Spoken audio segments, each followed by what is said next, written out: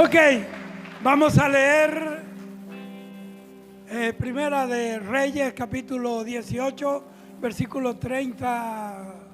Vale, varios versículos ahí, hasta el 40. Leo en el nombre del Padre, del Hijo y del Espíritu Santo. Entonces dijo Elías a todo el pueblo, Primera de Reyes, capítulo 18, versículo 30 en adelante. Entonces dijo Elías a todo el pueblo: acercaos a mí. Diga conmigo: acercaos a mí. Y dice la Biblia: y todo el pueblo se le acercó, y él arregló el altar de Jehová que estaba arruinado. Y tomando 12 piedras conforme al número de las tribus de los hijos de Jacob, al cual había sido dada palabra de Jehová diciendo: Israel será tu nombre, edificó con las piedras un altar en el nombre de Jehová. Después hizo una zanja alrededor del altar en que cupieran 2 medidas de grano. Preparó luego la leña y cortó el buey en pedazos y lo puso sobre la leña. Y dijo: llenad 4 cántaros de agua y derramarla sobre el holocausto y sobre la leña. Y dijo: hacedlo otra vez. Y otra vez lo hicieron. Dijo aún: hacedlo la tercera vez. Y lo hicieron la tercera vez. De manera que el agua corría alrededor del altar, y también se había llenado de agua la zanja. Cuando llegó la hora de ofrecerse el sacrificio, el holocausto, se acercó el profeta Elías y dijo: Jehová, Dios de Abraham, de Isaac y de Israel, sea hoy manifiesto que tú eres Dios en Israel. ¿Cuántos creen eso? Que también es Dios en Argentina. Y que yo soy tu siervo. Póngase la mano en la cabeza y diga: yo soy tu siervo. Y que por mandato tuyo he hecho todas estas cosas. Respóndeme, Jehová, respóndeme, para que conozca el pueblo que tú, oh Jehová, eres Dios, eres el Dios, y que tú vuelves a ti el corazón de ellos. Entonces cayó fuego de Jehová y consumió el holocausto, la leña, las piedras y el polvo, y aún lamió el agua que estaba en la zanja. Viéndolo todo el pueblo se postraron y dijeron: Jehová es el Dios, Jehová es el Dios. Entonces Elías les dijo: prended a los profetas de Baal para que no escape ninguno. Y ellos los prendieron y los llevó Elías al arroyo de Sison y allí los degolló. Denle un aplauso al Señor y puede sentarse. Amén. Quiero que oiga, atienda esta palabra, porque es palabra de Dios.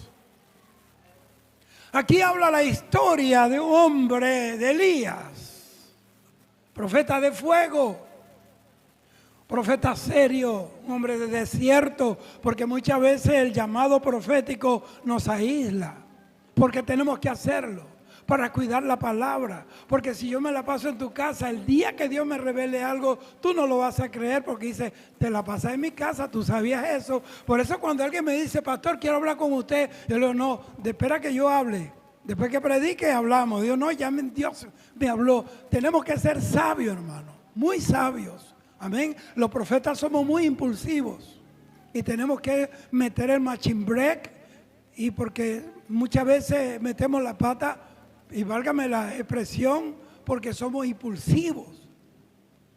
¿Me estás entendiendo o no me estás entendiendo? Ok. Bueno, una vez yo estaba predicando en un lugar y una mujer me dijo: pastor, Dios me habló, una profeta. Le digo: ¿qué te digo? Que usted era mi esposo. Y yo le dije: no te digo que yo estaba casado, sin vergüenza. ¿Ve? No todo lo que dice el profeta es de Dios. Tenemos que tener cuidado, porque tenemos la máxima de los católicos: Vox Papa, Vox Dei. O sea, la voz del Papa es la voz de Dios. Mentira.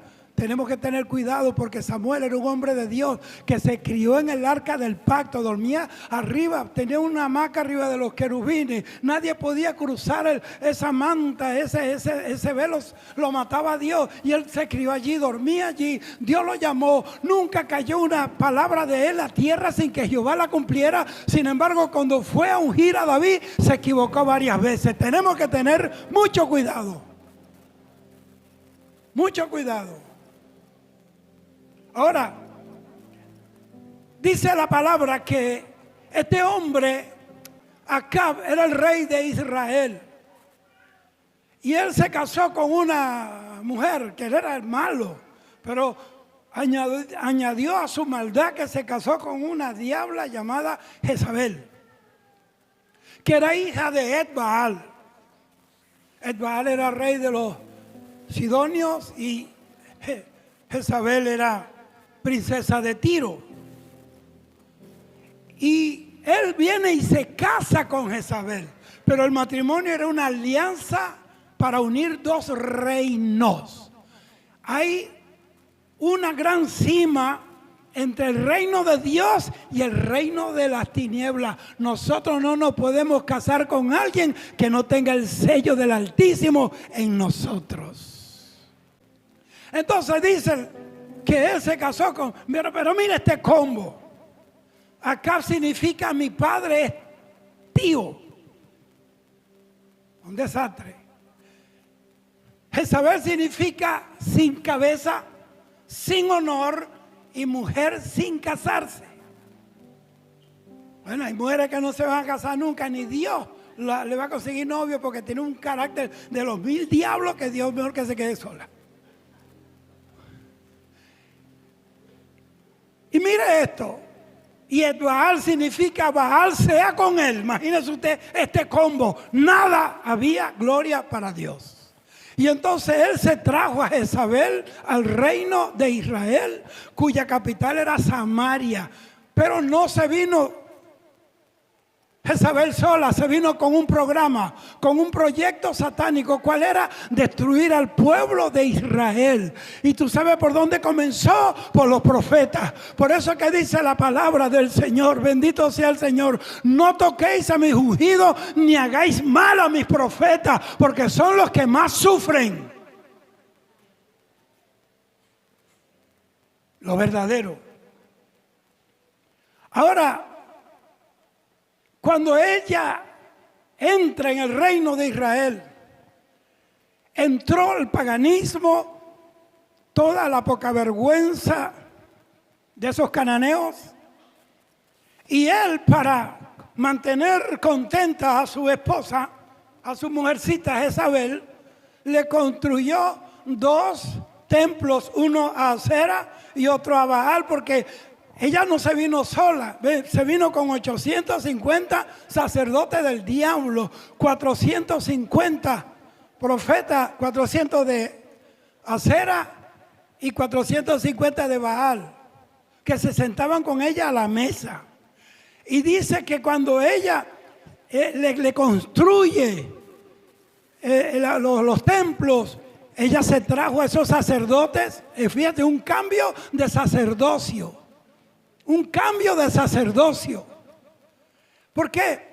Parece que este hombre hacía todo lo que la mujer quería. Porque Acab era el rey. Tenía una corona y un trono, pero la autoridad la tenía la mujer. Qué tremendo cuando el hombre, y no estoy hablando de machismo, cuando se pierde la autoridad. Cuando en casa manda todo el mundo menos Dios ni tú. Cuando manda los hijos, manda la suegra, manda la mujer, manda la yerna, y no mandas tú. Es un problema. Es un problema. Hay mujeres, hermanos, que tienen este problema, que se casan pero tienen mamitis. Hombres que tienen mamitis. Y es un problema. Y tú sabes que revienta una mujer, un hombre que tiene mamitis. Que todavía no ha crecido. Que todavía mami tiene que ponerle los pañales, los pampers a la casa. Es un problema serio. Pero lo que te quiero decir, el hombre perdió la autoridad. Tú no puedes negociar el lugar que Dios te ha dado con nadie. Amén, hermano. No puedes negociar el lugar donde Dios te puso. La autoridad que Dios te dio es intransferible, es intraficable, es innegociable. Amén, hermano. Los profetas de Jehová eran el peor estorbo para Jezabel y para el reino y los proyectos que el diablo tenía con esta mujer. Y entonces comenzó a matar a los profetas de Jehová. Y se salvaron 100 porque un hombre llamado Abdías, que no es el profeta Abdías, el profeta menor, escondió 50 en una cueva y 50 en otra cueva y los alimentaba con pan y con agua. O sea, ración de presos, pan y agua. Muchas veces a nosotros por el mensaje y por lo que Dios nos ha dado, eso es lo que nos toca. Nos cargan a pan y agua. Pero llegará el momento, hermano, que los cielos se van a abrir y va a llover el maná sobre tu vida, sobre tu familia. Alabado sea el Señor. Y las lágrimas tuyas de hoy serán el río que te va a llevar al puerto de la gloria de Dios. Aleluya. Aleluya. Y llegó y lo escondió allí y se fue. Y Acab puso un cartelón en el templo de Jehová porque lo clausuró. Y dijo, Jehová está muerto, Jehová se fue. Y un edicto del rey que cualquiera que invocara a Jehová lo mataban. Y su casa iba a ser convertida en un muladar, un basurero público. Y entonces la gente por no perder la vida aceptaron adorar a Baal, pero yo no quiero centrarme mucho en eso. Entonces Baal estaba contento, Acera contenta, Jezabel contenta, el diablo contento porque cerraron el templo del Dios vivo. Pero lo que no sabía es que Dios tenía un tipo por ahí, en Tisba, en el desierto. Y Dios le habla, Elías, ve acá, ve al reino y llévale el mensaje que yo te daré. Y Elías sabía que había un edicto que el que hablara en el nombre de Dios lo mataban. Pero Dios quiere gente valiente hoy. Dios quiere gente valiente.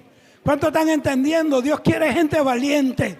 Y llegó Elías y se paró frente al palacio, al balcón de la casa real y le dijo, acá, hijo del diablo.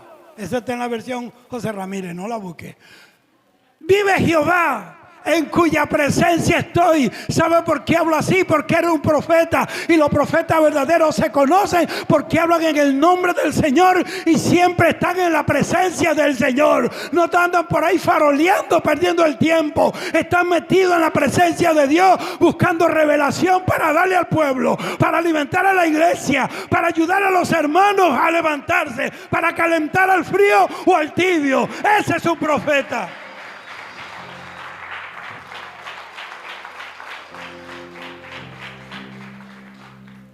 Y entonces, vive Jehová en cuya presencia estoy, que no lloverá sobre tu tierra. Ya no era la tierra de Dios. Ni lluvia ni rocío, sino por mi palabra. Mire, este hombre tuvo la capacidad de cerrar los cielos, hermano. Y yo quiero decirle, pastores que me están oyendo, se acabó el tiempo de cielo cerrado sobre Argentina, porque han venido gente de otros países a maldecir esta tierra, a maldecir nuestros pueblos, a cerrarnos los cielos. Pero este es el tiempo que vamos a abrir los cielos. Los cielos se abren sobre Argentina, sobre este ministerio, sobre cada pastor, sobre cada hombre o mujer que lleva con dignidad los estandartes de Dios. Quieren pagar el precio, que quieren estar bien con Dios y con el diablo. No podemos ser chicharrones de dos pailas. O le servimos a Dios o le servimos al diablo. ¿Sí me estás entendiendo? Y le dice, corre al arroyo de Querí y allí te alimentaré con mis cuervos, los enviaré con pan y carne y beberás agua del arroyo. Y dice que Elías corrió al arroyo. ¿Cuántos están entendiendo? ¿Cuántos están conmigo caminando en este mensaje? Necesitamos ir al arroyo. ¿Cuántos quieren ir al arroyo? ¿Sabe qué significa Querit?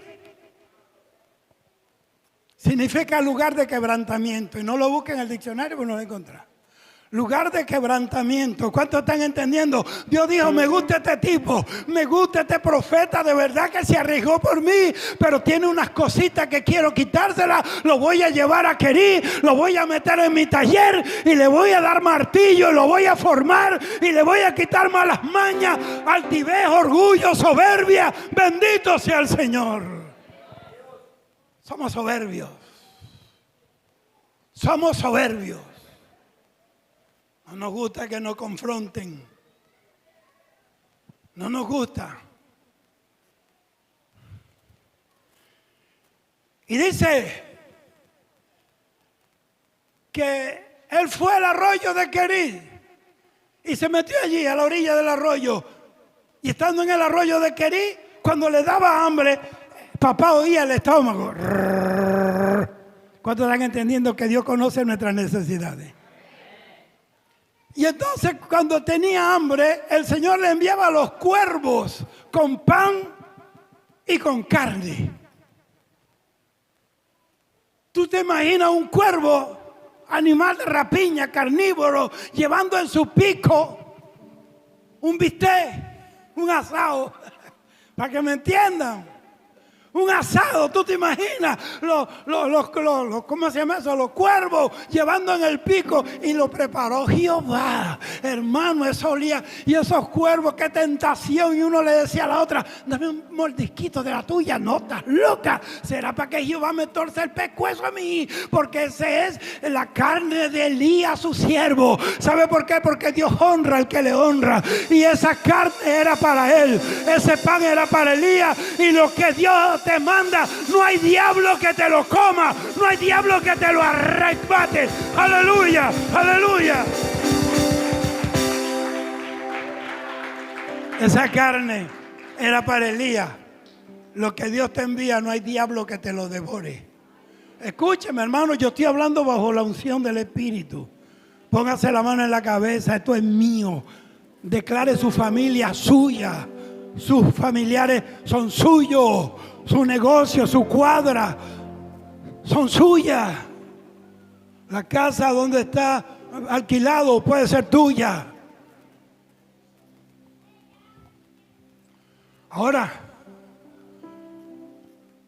le mandaba cuervo con pan. Los cuervos son animales inmundos. Levítico capítulo 11. Está la lista de los animales limpios y sucios. Lo que se pueden comer y lo que no se pueden comer. Bueno, yo le voy a decir una cosa, hablando de eso. Si Adán y Eva hubieran sido chinos, no se cae la humanidad, porque en vez de comerse la fruta, se hubieran comido la culebra. Porque eso comen todo lo que camina.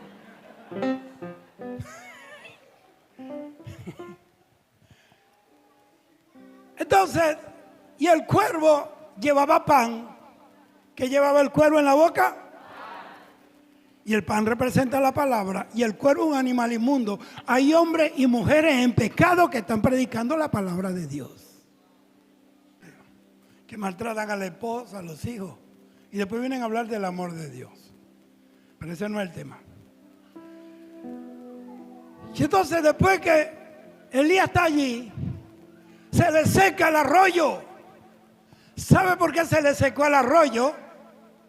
Porque si Dios no le seca el arroyo, todavía estuviera Elías allí comiendo pan, comiendo asado y bebiendo agua. Y Dios muchas veces la bendición que te da, cuando Dios ve que te está perjudicando, te la quita. ¿Cuántos están entendiendo lo que yo te estoy diciendo? Y entonces cuando Dios te seca un arroyo, es porque te va a llevar a otro mejor. Cuando te sacaron de un trabajo, es porque Dios te va a dar uno más, donde trabajes menos y ganes más. Aleluya, aleluya. Pastor, ¿usted está entendiendo? Hasta yo estoy entendiendo, fíjate. Y entonces se le seca el arroyo. ¿Por qué se le seca el arroyo? Porque no había agua. ¿Y quién fue el que profetizó que no iba a haber agua? Porque al profeta lo alcanza la profecía. Escúcheme esto, si yo digo ahora, bajo la unción del Espíritu de Dios, y digo que esta va a ser la iglesia más grande de esta comarca, yo no me voy a molestar cuando yo no consiga una silla, porque hay 5,000 sillas con 5,000 personas adorando a Dios. Yo lo profeticé y eso se va a cumplir.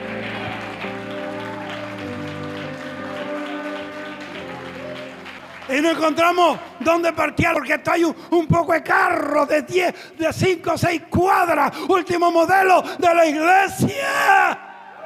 De la iglesia. Entienda, bendiciones de Dios. Entonces, bueno, se le secó el arroyo. ¿Y sabe qué hizo Dios? Ahora vete. Pasó el quebrantamiento, fue procesado. Diga que está al lado, necesita el proceso. Hay matrimonios que necesitan ser procesados. Necesitan estar solos para que crezcan.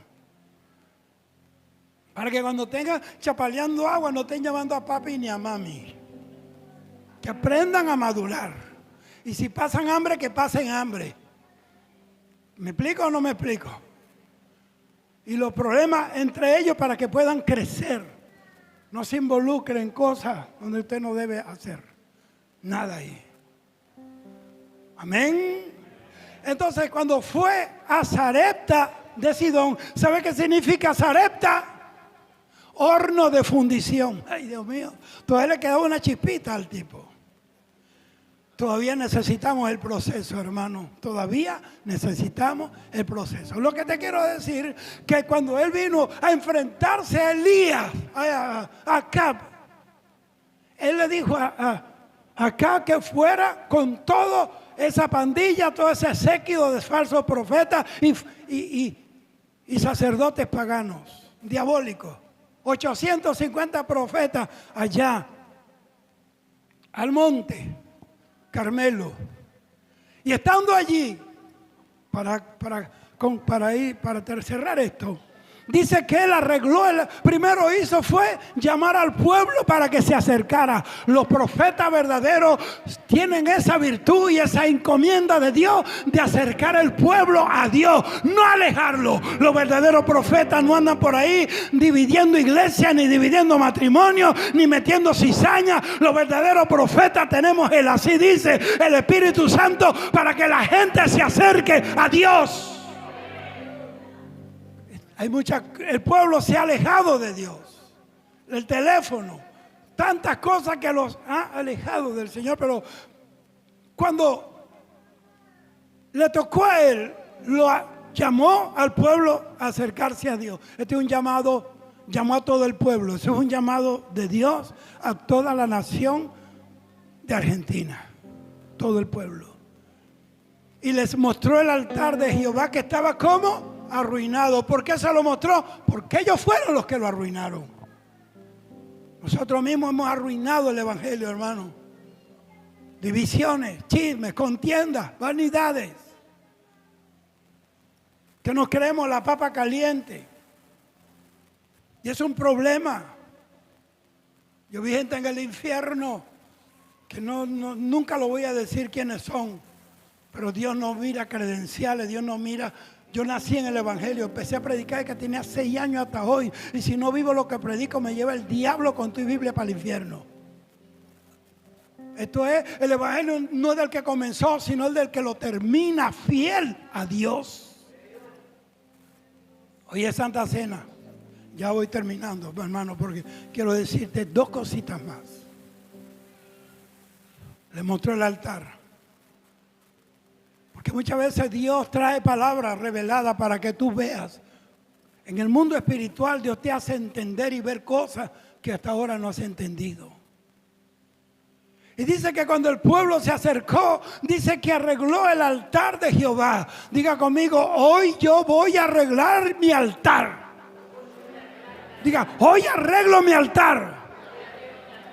Y dice que cuando se acercaron, él arregló el altar. Mira, el profeta fue el que lo arregló, mi hermano. Porque la palabra profética trae una revelación donde está el bien que viene después que tú obedeces al Señor. Hay bendición en obedecer al Señor. Los profetas verdaderos, las profetas verdaderos, aunque sea duro lo que está diciendo, a la final el Espíritu Santo comienza a ordenar las cosas, a arreglar las cosas. Y yo creo que a partir de esta noche y de este mensaje, los hogares se van a arreglar, los matrimonios se van a arreglar, los hijos se van a arreglar, tu negocio se va a arreglar, tu economía se va a arreglar, tu salud se va a arreglar, todo se va a arreglar. Este país se va a arreglar.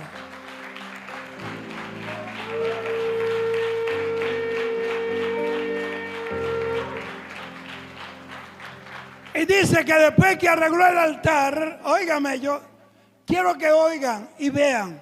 Hizo una zanja alrededor de ¿qué? Del altar. Hizo una zanja en que cupieran unos litros de agua. 4 cántaros, medidas de agua ahí. ¿Sabe por qué hizo una zanja alrededor del altar?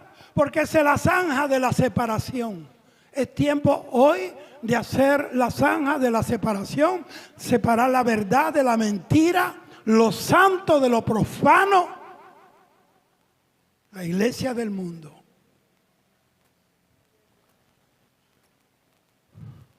Diga conmigo, Señor, hoy voy a hacer la zanja. Usted sabe que cuando hay un incendio hacen una zanja que llaman matafuego, algo así. Que ya el fuego no puede pasar porque hay una zanja. Haga esa zanja para que el diablo no le queme la familia. Es tiempo, es tiempo.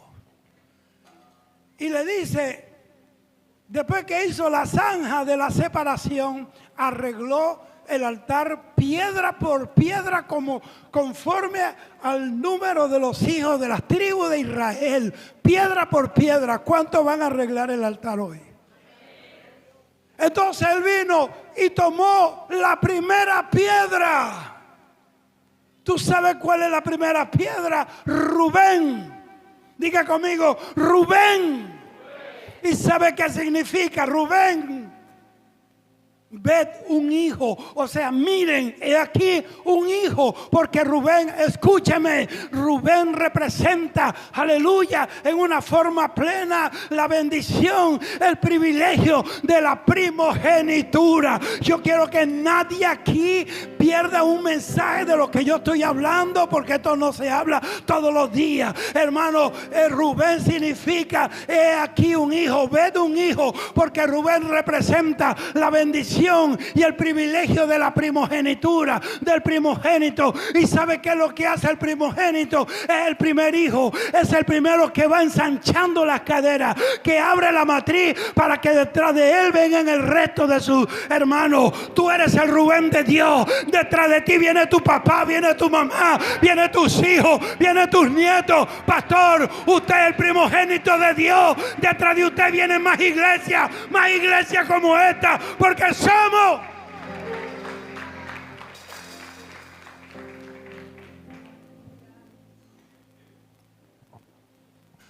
Tú estás abriendo camino con tus lágrimas, con tu fidelidad. Y detrás de ti vendrá tu familia. Ninguno se va a perder. Ninguno. Mientras tú seas como la campana, la vaca que tiene la campana. Pero hay cristianos que no les suenan las campanas. Le suena la lengua. Vamos con la segunda piedra. Simeón significa Dios oye.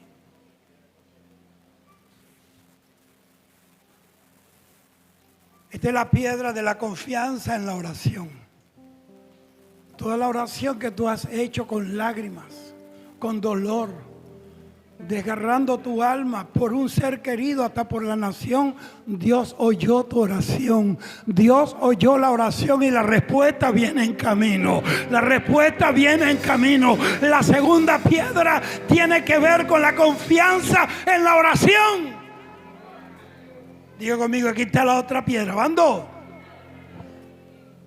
Vamos con la tercera. Leví. Leví significa entretejido, unido. Mano, yo sé lo que estoy hablando. Esa es la piedra de la unidad.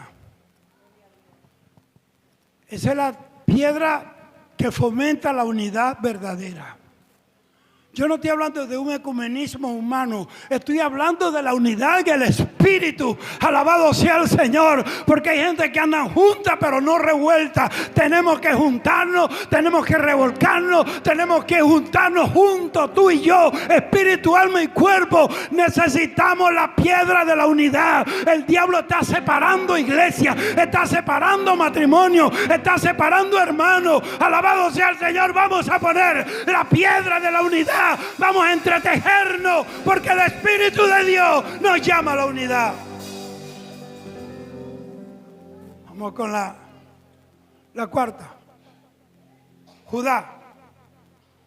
Judá significa alabanza, pero en el original hebreo significa aquellos que saben alabar.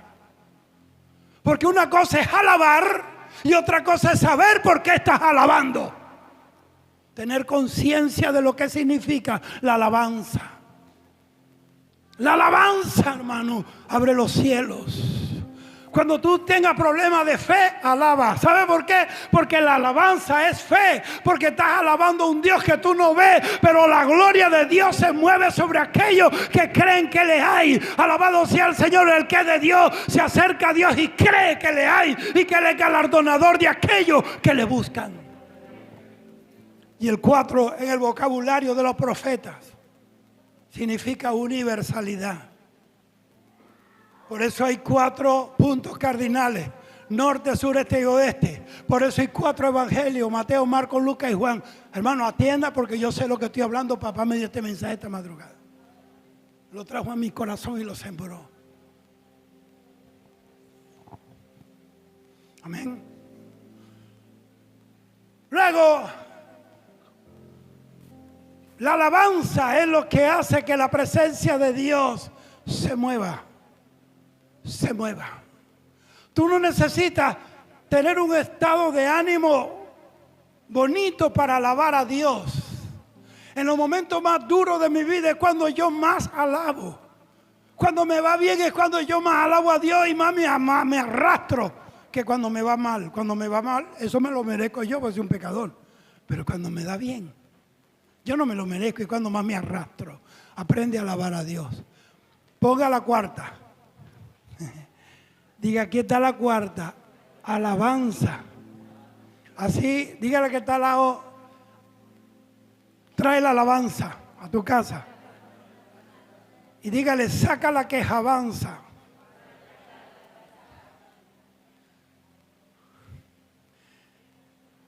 En la 5ª piedra, dan. Hay gente que Dios no los bendice porque no dan. Son más agarrados que una vieja en una moto. Dan significa juzgar, porque Dios te juzga. Detrás de lo que tú haces, Dios juzga la motivación de lo que tú estás. ¿Por qué lo estás haciendo? Dios te juzga cuando tú cantas y te crees que si tú no estás allí, aquí no va a pasar nada. Dios te juzga cuando tú predicas y no hay, a ver si los aplausos son para ti o son para Dios. ¿Tú me estás entendiendo? Dios te juzga cuando tú haces algo y lo publicas para que la gente te admire. Dios juzga. Dios no juzga. Dios juzga la calidad de tu obra. Dios juzga cuando tienes que limpiar el piso de la iglesia y andas rezongando y refunfuñando. Yo soy un padre. Mire, yo fundé una iglesia por ahí lejos. Y yo estaba en la tarde limpiando el púlpito, eran como las 5, y llegó una viejita como así, muy blanquita y parece que era portuguesa. Me dice, señor, disculpe, ¿esta es una iglesia? Sí, yo limpiando. Me dice, ¿y yo puedo venir a esta iglesia? Sí. Y veía así. Ah, pero aquí no hay santo. Yo entendí. Yo le decía, ay, pero empiezan a llegar después de las 7:30. Y hay unos tan sinvergüenza que no vienen, son domingueros.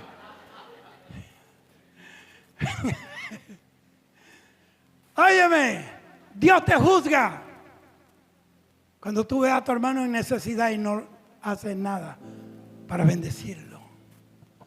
Ay, ay, ay, veo la cara. ¿Quién está triste aquí? ¿Cuántos alaban a Cristo, hermano? Denle un aplauso al Señor porque Dios está aquí con nosotros. Vamos con la 6ª. Neftalí.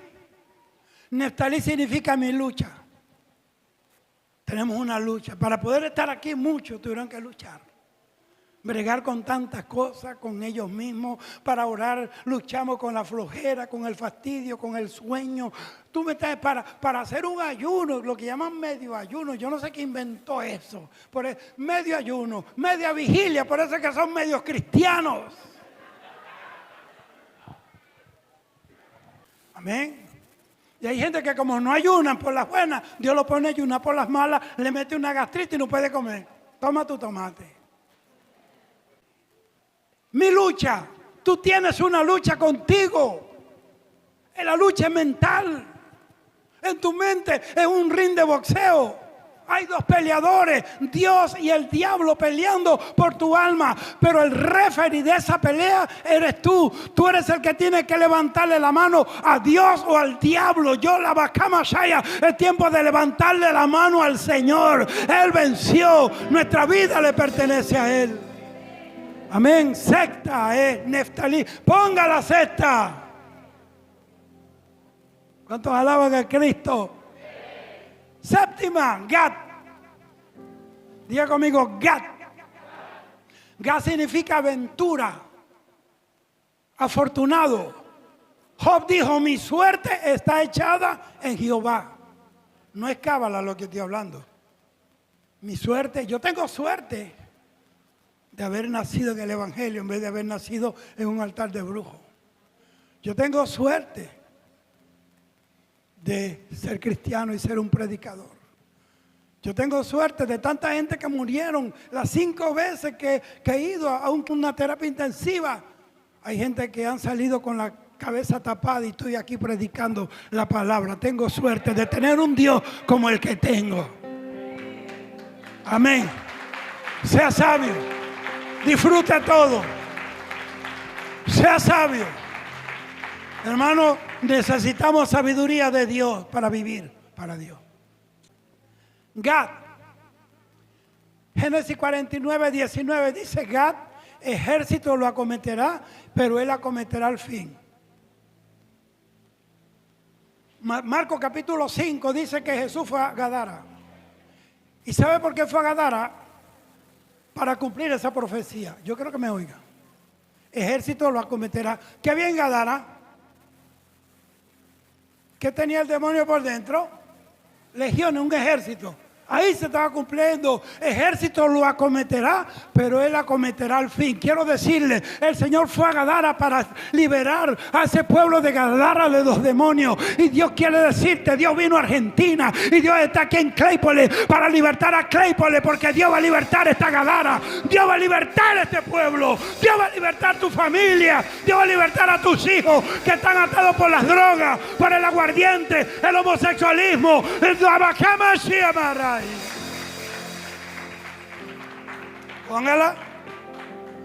Póngala. ¿Es la 7? ¿Sí? 7. 8. Hacer significa feliz. Hacer. 8 en el vocabulario de los profetas. El 8 representa nuevos nacimientos. Van a nacer cosas nuevas aquí. Dios va a sembrar una semilla y este es el año en que va a nacer. Pastor, lo que usted ha sembrado, usted va a ver germinar. Vamos a ir acá y hacer. Por nuevo nacimiento, poder, pero un nacimiento poderoso. Por eso los varones eran circuncidados al 8º día. Jesús resucitó al 8º día, un día después del día de reposo, el 8. Entonces el 8 representa poder o nacimiento para poder, nacimiento para propósito glorioso. Me quedan 3 piedras y nos vamos. ¿Cuántos se van con Cristo? ¿Y cómo usted cree que no vamos para el cielo con ese reguero de piedra que teníamos? Tenemos que arreglarlas. 8. Hacer. Feliz. Tú tienes que ser feliz. Es un pecado ser infeliz dentro de la iglesia de Cristo, porque el Señor cumplió todo, hizo todo para que tú fueras feliz. Nadie te puede quitar la felicidad ni dártela. Eso es tuyo, tú decides. Aleluya. Tú no puedes decir, me amargaste la vida. Nadie me la puede amargar porque yo soy feliz. Alabado sea el Señor. Nadie me puede arrebatar la felicidad, el gozo que tengo en mi corazón. Nadie me puede arrebatar. Aleluya. Feliz.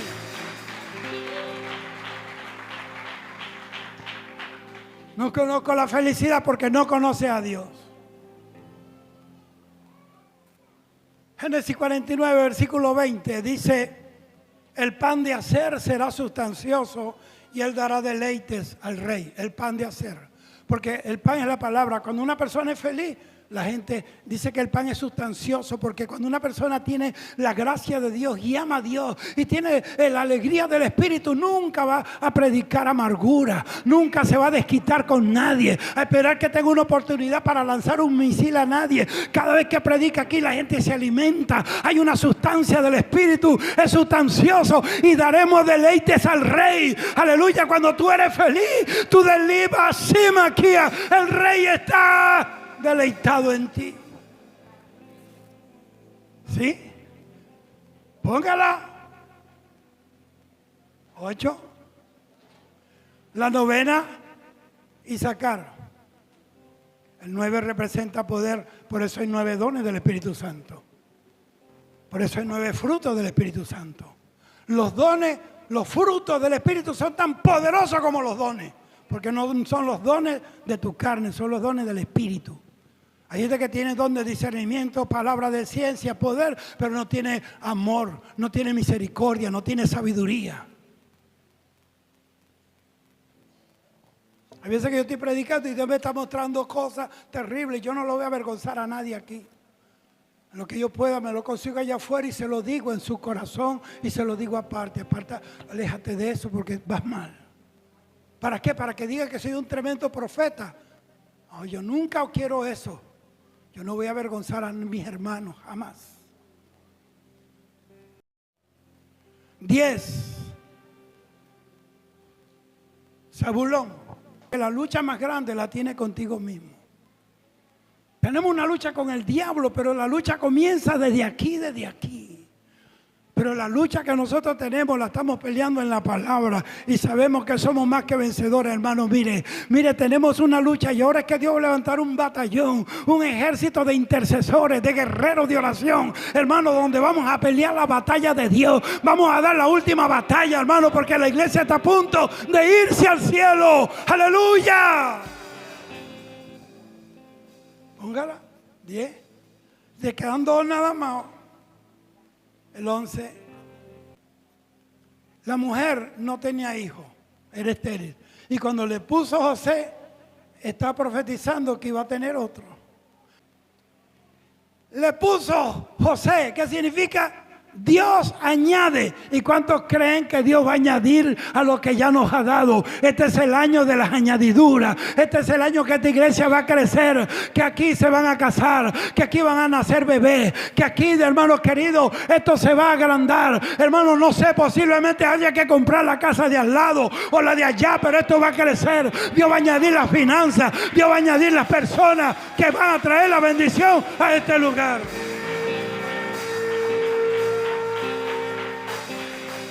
Y con esto, póngala 11, José, diga, Dios me añade. Una mujer que era la esposa de un pastor y le dijo, mira, cuando cocine, echa un poquito más para el Señor, porque siempre llega alguien a la casa, ¿verdad? Y entonces le enseñó eso. Y un día el pastor salió a una reunión de pastores y regresó a mediodía y le dice, mi amor, tengo mucha hambre. ¿Qué hiciste? Aquí está, mi amor. Pero no ando solo, ando con unos compañeros, otros pastores. Cuando se asomó, estaba lleno de pastores, pero de esos que comen. Y le dijo, pero ¿por qué me hiciste eso? ¿Por qué no me avisaste? Y yo no te dije que le echara siempre un poco más para el Señor. Sí, pero yo no sabía que iba a venir hoy con todos los 12 apóstoles. Alabado sea el Señor para siempre.